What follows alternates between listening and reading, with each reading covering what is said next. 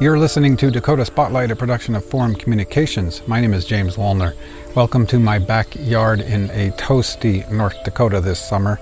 This is an impromptu update or news bulletin about Season 2, Zeeland, the untold story of Wade and Ellen Zick, their lives and their tragic deaths in 1976. The news is that David Feist, one of three men convicted in the murders of Wade and Ellen Zick, is now scheduled to be released after serving 45 years in federal prison. This release appears to be scheduled to take place as early as October 2021, latest February of 2022.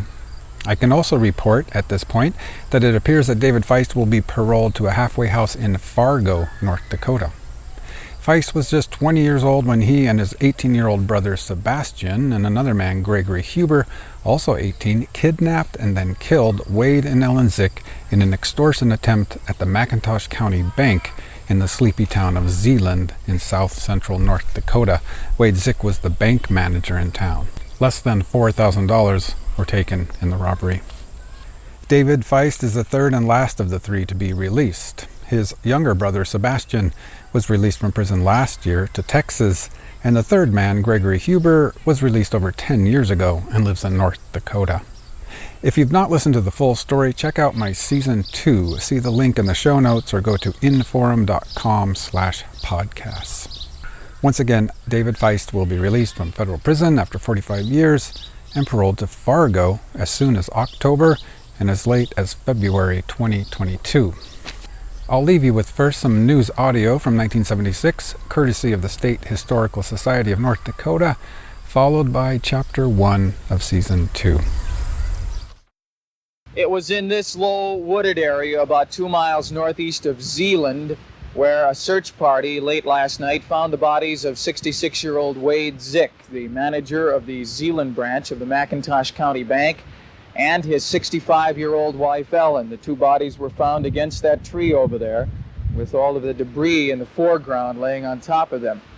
Authorities theorize the two were murdered in connection with an extortion attempt to get money from the McIntosh County Bank. Mr. Zick had been manager of the bank for 35 years. On Sunday morning, friends were concerned when Mr. Zick did not appear at the Zion Lutheran Church, where he was the choir organist. The FBI theorizes the Zicks were awakened at home late Saturday night or early Sunday morning and forced to go to the bank. About $3,000 has been found missing from the bank. The FBI says the Zicks were then shotgunned to death in their pajamas. 3 Zeeland men are being sought. They are 22-year-old David Anthony Feist and his 18-year-old brother Sebastian, better known as Butch, and another 18-year-old whose picture appears with 1976 graduates of Zeeland High School, Gregory Huber. The three were seen yesterday before APBs were put out by authorities in Casper, Wyoming. The other voice you're about to hear is McIntosh County Sheriff Milton Wiest. And tell me what this does to a community like Zeeland in this McIntosh County area. Well, it's quite a blow to a community such as this, something that people read about and think it happens elsewhere, and it's quite a blow to find out when it happens in their own backyard. The banker, an upstanding member of the community? Very well liked man of the community, yes. People here in Zeeland are shocked and appalled at the Zick murders. They call it a senseless act. And now a new element, the element of fear, is here.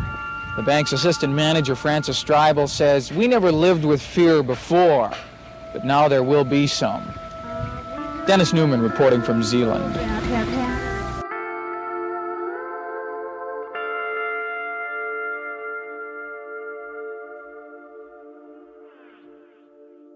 Chapter 1. A Deed Without a Name.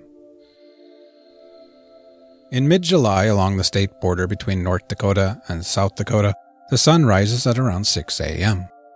When it does, darkness is replaced with spectacular views of golden and green, wide-open landscapes.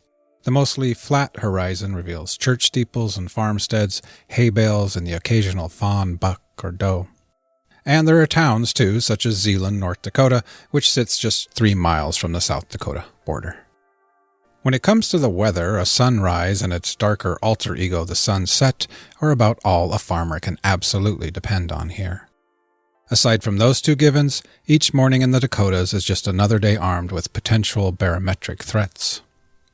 Well over a century ago, European settlers here learned quickly that they must keep a close watch on the heavens and to always expect the unexpected. To this day, farmers constantly hold one eye on weather reports and the other on their crops, their grain bins, and the sky.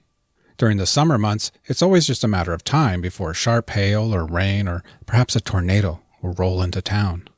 And the winters bring blinding blizzards and penetrating lethal winds. But really, at least back in 1976, it was only the weather gods that were considered to be unstable. Aside from that, life was predictable in Zeeland. Not only predictable, it was for the most part non-threatening, friendly, quiet, and safe. On July 11, 1976, about 2 hours before the sun rose, most of the 300 inhabitants of Zeeland lay asleep in their beds. For them, the last thing on their dreamy minds was that this Sunday would be different from any other. Not everyone slept, of course. The July heat kept some people awake in their beds. For those who gave up on sleep, there were few distractions to be found on TV. My mother-in-law said traveling was bad for you. She said it addles the brain. She must have traveled a lot when she was young. One option was a movie called The Buster Keaton Story, which started at 3 a.m. on station KFYR.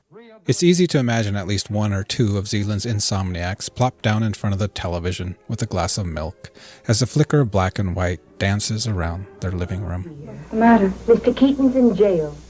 So drunk he didn't know who he was. I'll send someone down to bail him out. One thing is for certain about that night.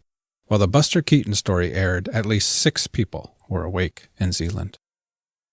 One person was Bernice Levi.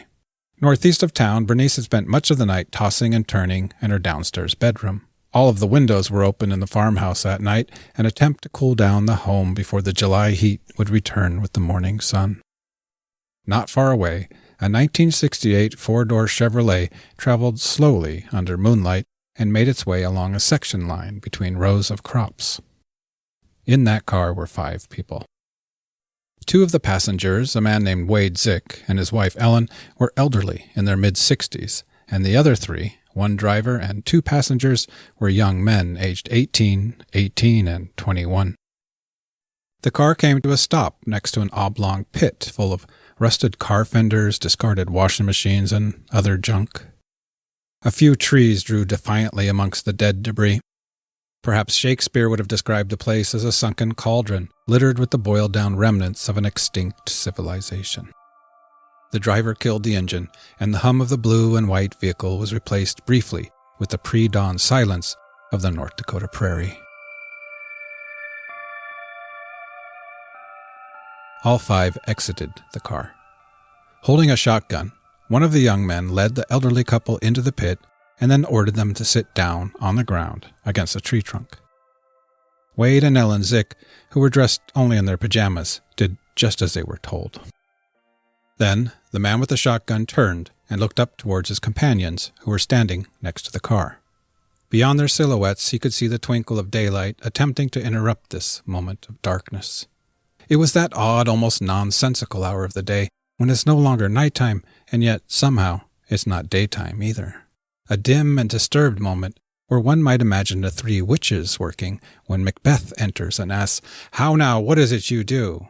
And the 3 witches answer in unison, "A deed without a name." Some call this hour of twilight a type of no man's land, both day and night. Others might argue that it is neither of those things. Perhaps it's a moment of nothing.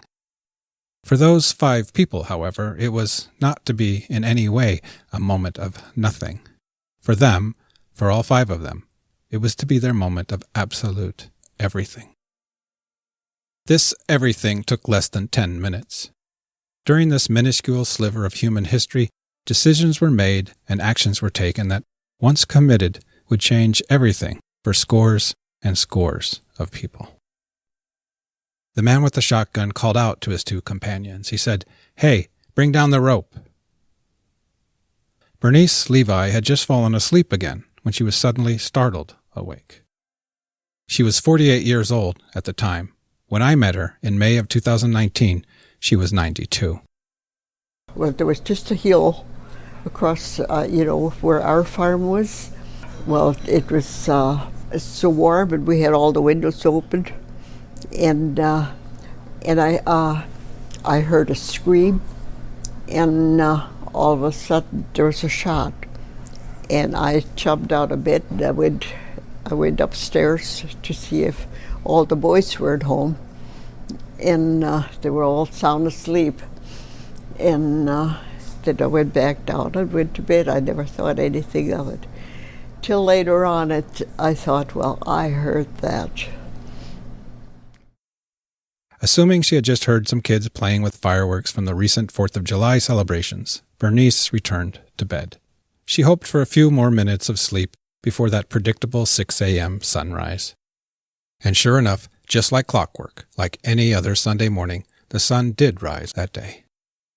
But unlike any morning before it, this sunrise would cast a different type of light across Zeeland and the rest of North Dakota. This light was harsh and unflattering, and in fact, if you ask anyone who was there, they will tell you that ever since this dark source of light appeared, all of the shadows in Zeeland, the shadows of the churches and homes, the shadows of the school, the water tower, the farmsteads, even the shadows of the people themselves, they have all changed. Their contours draw figures that look just a little bit quiet and sad. Some of them are lonely shadows, but just like this story, they are also very real and very true.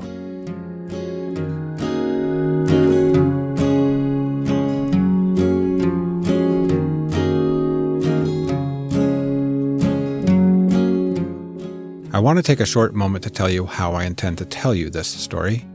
More importantly, I want to tell you why. The story of Wade and Ellen Zick has been fermenting in my mind for about 4 years. I came across it accidentally, and I soon learned that most other people, even locally in North Dakota, have never even heard of it. Those who have heard of it only have bits and pieces of it. It's a tragic story of a senseless crime in a very small town. You've heard of a win-win situation. Well, this event was a lose, lose, lose, and lose. But I wondered, is there any sense to be found in a senseless crime? Is there an answer to why it happened? Most importantly, I felt the victims deserved to be remembered. And along the way, I've met some truly wonderful people, and I've learned a lot about a little town named Zeeland. I'm grateful to have taken this journey, and I want to share with you everything I learned. I'm bringing you this story in 2 parts over 7 episodes. In Part 1, Episodes 1 through 4, I invite you to follow along as I share a play-by-play of the event itself and the days that followed. And along the way, we'll learn a little bit about Wade and Ellen Zick. In Part 2, Episodes 5, 6, and 7, we will dive much deeper.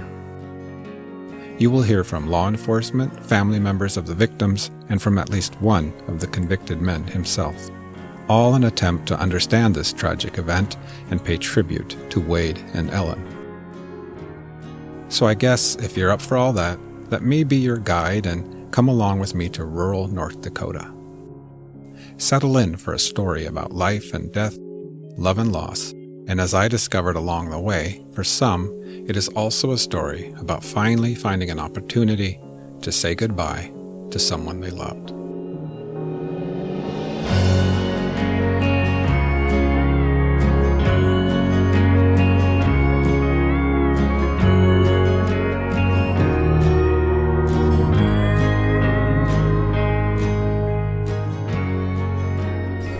If you've not listened to the full story, check out my Season 2. See the link in the show notes or go to inforum.com/podcasts.